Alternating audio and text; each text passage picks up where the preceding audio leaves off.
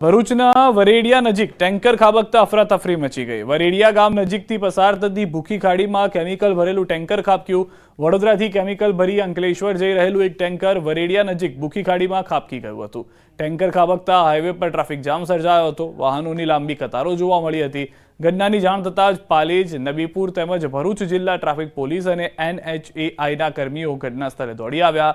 સર્જાયેલા અકસ્માતમાં ટેન્કર ચાલકનો આબાદ બચાવ થયો। ભૂખી ખાડીમાં ખાબકેલા ટેન્કરને ક્રેનની મદદથી બહાર કાઢવામાં આવ્યું। મહત્વનું છે કે વરેડિયા નજીકથી પસાર થતી ભૂખી ખાડી પર માર્ગ સાંકડો હોવાને કારણે અવારનવાર અકસ્માતોની ઘટના જોવા મળે છે।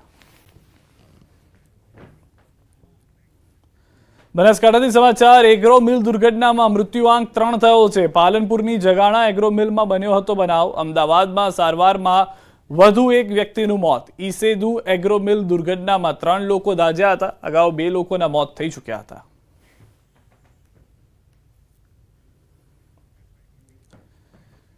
ભાવનગરના કાળિયાભીડ વિસ્તારમાં આવેલી પાણીની ટાંકી ખુલ્લી હોવાથી લોકોમાં દૂષિત પાણીની ભીતિ સેવાઈ રહી છે। ટાંકીની છતનો સ્લેબ 2.5 વર્ષ પહેલા તૂટી ગયો હતો। હજુ સુધી તેનું સમારકામ થતાં મહાનગરપાલિકાની કામગીરી પર સવાલ ઉઠી રહ્યા છે। ખુલ્લી ટાંકીમાં પડતા કચરાને કારણે લોકો છેલ્લા 2.5 વર્ષથી દૂષિત પાણી પી રહ્યા હોવાની ફરિયાદ છે। આ અંગે મેયરે અને સિટી એન્જિનિયરે જણાવ્યું કે હાલ કાળિયાભીડ પાણીની ટાંકીની સામે ₹4.5 કરોડના ખર્ચે નવી ટાંકી બનાવાઈ રહી છે, જેનું કામ આગામી દિવસોમાં જલ્દી પૂરું કરી દેવામાં આવશે। તો વિપક્ષે સમગ્ર મામલો સત્તાધીશો પર ગંભીર આરોપ સાથે ભ્રષ્ટાચારની વાત કરી। કાળિયાભીડની જે ઓવરહેડ ટાંકી છે એ 2.5 વર્ષ પહેલા તૂટી ગઈ। તૂટી ગયા બાદ 6 મહિને ધ્યાનમાં આવ્યું કે ભાઈ ટાંકી તૂટી ગઈ છે। પછી ડોમની જાહેરાત કરી, નવી ટાંકીની જાહેરાત કરી। ખરેખર ઈચ્છા શક્તિનો અભાવ હોય ને એવું સ્પષ્ટ લાગી રહ્યું છે। ત્યાં 4 થી 5 લાખ માણસો એ ટાંકીમાંથી પાણી પીવે છે અને એ પાણી દૂષિત, ભાવનગરના આ સત્તાધીશો એમને દૂષિત પાણી પીવા મજબૂર કરી રહ્યા હોય એવું ચોક્કસ લાગી રહ્યું છે। ના એવું ના હોય। તરસમિયાથી રાઇઝિંગ મેન મારફત ફિલ્ટર કરેલું ક્લિયર વોટર પાણી એમાં લોડ થાય છે અને ત્યારબાદ જ એનું ત્યાંથી વિતરણ થાય છે। એટલે એવી કોઈ વાત નથી કે ભાઈ આમાં ડોળું પાણી હોય કે આ હોય તે હોય। પાણીની ટાંકી જર્જરિત એટલી બધી નથી, પણ ત્યાંથી જ તે પાણી એકદમ શુદ્ધ 75 થી 1 લાખ માણસોને સપ્લાય કરવામાં આવે છે। બીજી ટાંકી બાજુમાં જ બની રહી છે અને તેનું કામ 50% પહોંચી ગયું છે। વધીને જાન્યુઆરી ફેબ્રુઆરીમાં આ ટાંકી કાર્યરત થાય તેવી અમારી પૂરેપૂરી કોશિશ છે। અને હાલ રોકાઈશું એક વિરામ માટે, પરંતુ તે પહેલા નજર કરીએ ટોપ 3 ખબરો પર। સુરતમાં કામરેજ વિસ્તારમાં જોખમી સવારીનો વિડીયો વાયરલ। અમદાવાદના હાટકેશ્વર વિસ્તારમાં યુવકની હત્યા। શ્રાવણ મહિનાનો આજે 3જો સોમવાર, શિવ મંદિરોમાં ભક્તોની ભેટ।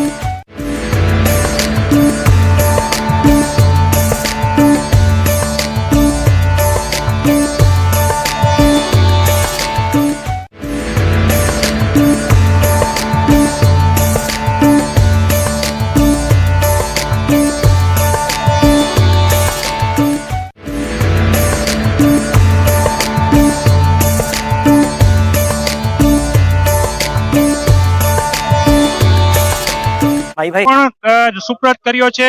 કલેક્ટરનો લેટર પણ ગ્રામજનો લઈને આવ્યા છે, સરપંચ લઈને આવ્યા છે. શું કહેશો, કેવી તકલીફ પડે છે? કેટલા ગામને જોડતા રસ્તાની આ પ્રકારની આ 18 થી 20 ગામને જોડતો રસ્તો છે અને 2 નેશનલ હાઈવે જોડતો રસ્તો છે.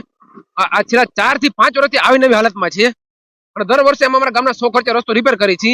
પ્લસ ગામમાં કોઈ બીમારીનો કેસ હોય, ડિલિવરીનો કેસ હોય તો 108 ને રજૂઆત કરતા જેટલી વાર જામનગર લાગે એટલી વાર આ 3 કિલોમીટરમાં વાર લાગે છે. ઘણા વાર મુશ્કેલીઓ વેઠવી પડી છે. જે પ્રકારે રસ્તા પર આપ દ્રશ્ય જોઈ રહ્યા છો, હાલ ટ્રેક્ટરની મદદથી રસ્તો છે તે રિપેર કરવામાં આવી રહ્યો છે. અહીં જેસીબી પણ બોલાવવામાં આવ્યું છે અને જે પ્રકારે આપ જોઈ રહ્યા છો, ગ્રામજનો ઉપસ્થિત થયા છે અને રસ્તાનું રિપેરિંગ કામ કર્યું છે. જે પ્રકારે સરકારી અધિકારીઓ અને નેતાઓ દ્વારા રસ્તા રિપેરિંગની કાર્યવાહી થતી હોય છે, તેવી જ રીતે ગ્રામજનો એકત્ર થઈ અહીં જે પ્રકારના દ્રશ્ય જોઈ રહ્યા છો, હાલ જેસીબી અને ટ્રેક્ટરની મદદથી રસ્તાઓના જે ખાડા છે તે ખાડા બુરવામાં આવી રહ્યા છે. જે પ્રકારની પરિસ્થિતિ છે, પરિસ્થિતિથી લોકો ત્રાહિમામ પોકારી ઉઠ્યા છે. શું કહેશો કાકા, કેટલા સમયથી આ પ્રકારની પરિસ્થિતિ છે અત્યારે અને કેવી તકલીફ પડે છે? આ 5 વર્ષથી આ તકલીફ બહુ છે. રાઘવજીભાઈ ને વારંવાર મેં રજૂઆત દીધી, બરોબર, પણ કાંઈ પણ જવાબ નથી દેતા, બરોબર. ઓમ સરકાર હારી પણ આવા અમારે કામ કરે તો બહુ જ સારું. આ રોડ ની જરૂર છે. અરવિંદભાઈ પટેલ એના સાથ સહકારી ઘરના પૈસાથી નાખવા તૈયાર થયા છે. લ્યો, ઘરના પૈસે અત્યારે જે પ્રકારે લોકો છે તે લોકો રોડ રસ્તાનું સમારકામ કરાવી રહ્યા છે. જે કામ સરકારને કરવું જોઈએ એ કામ હવે લોકો આગળ આવી રહ્યા છે. અરવિંદભાઈ નામના જે વ્યક્તિ છે, વ્યક્તિએ સ્વખર્ચે આ રસ્તાનું સમારકામ શરૂ કર્યું છે. ગ્રામજનોના સહયોગથી અત્યારે જાત મહેનતને જિંદાબાદ કરી અને છેલ્લા ઘણા સમયથી જે રસ્તાની તકલીફ હતી એ તકલીફ દૂર કરવા માટે કાર્યવાહી છે તે શરૂ કરવામાં આવી છે. જામનગર રાજકોટ હાઈવે થી કંડલા તરફ જે જોડિયાનો હાઈવે છે, જોડતા 20 ગામો જેટલાનો જે અતરિયાળ રસ્તો છે, આ રસ્તો હાલ સમારકામ કરવામાં આવી રહ્યો છે. ત્યારે સરકારને પણ શરમ લાગે એ પ્રકારની પરિસ્થિતિમાં લોકોએ હવે કામગીરી કરવાનું આરંભ્યું છે. કેમેરામેન મનસુખ કામળિયાની સાથે કિંજલ કારસરિયા, ન્યૂઝ 18 ગુજરાતી, જામનગર. ભરૂચની ઐતિહાસિક બટુકનાથ વ્યાયામ શાળાને વકફની મિલકત દર્શાવતા વિવાદનો મતપૂડો છંછેડાયો છે. વકફની મિલકતો દર્શાવતી વેબસાઇટ પર બટુકનાથ વ્યાયામ શાળા તેમજ ભરૂચમાં 1400થી વધુ મિલકતો દર્શાવવામાં આવતા હિન્દુ સમાજના લોકોમાં રોષ ફેલાયો છે.